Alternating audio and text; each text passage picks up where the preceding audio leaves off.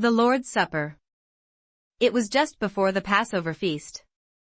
Jesus knew that the time had come for him to leave this world and go to the Father. Having loved his own who were in the world, he now showed them the full extent of his love. The evening meal was being served, and the devil had already prompted Judas Iscariot, son of Simon, to betray Jesus. Jesus knew that the Father had put all things under his power, and that he had come from God and was returning to God. So he got up from the meal, took off his outer clothing, and wrapped a towel round his waist.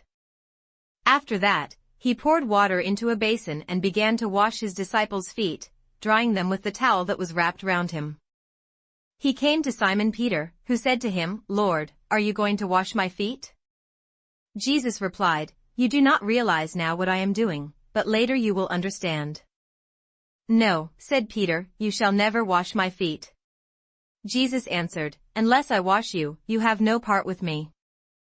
"Then, Lord," Simon Peter replied, "not just my feet but my hands and my head as well." Jesus answered, "A person who has had a bath needs only to wash his feet, his whole body is clean. And you are clean, though not every one of you."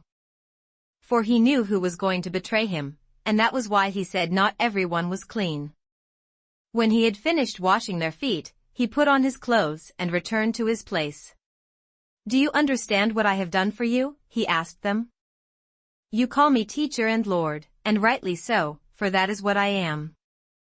Now that I, your Lord and teacher, have washed your feet, you also should wash one another's feet. I have set you an example that you should do as I have done for you. I tell you the truth, no servant is greater than his master, nor is a messenger greater than the one who sent him. Now that you know these things, you will be blessed if you do them. I am not referring to all of you, I know those I have chosen.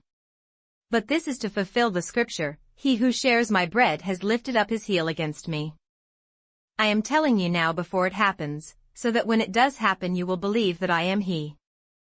I tell you the truth, whoever accepts anyone I send accepts me, and whoever accepts me accepts the one who sent me."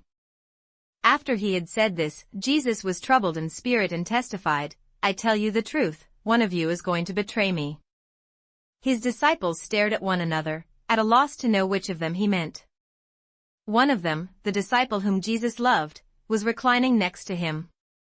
Simon Peter motioned to this disciple and said, "Ask him which one he means." Leaning back against Jesus, he asked him, "Lord, who is it?" Jesus answered, "It is the one to whom I will give this piece of bread when I have dipped it in the dish." Then, dipping the piece of bread, he gave it to Judas Iscariot, son of Simon.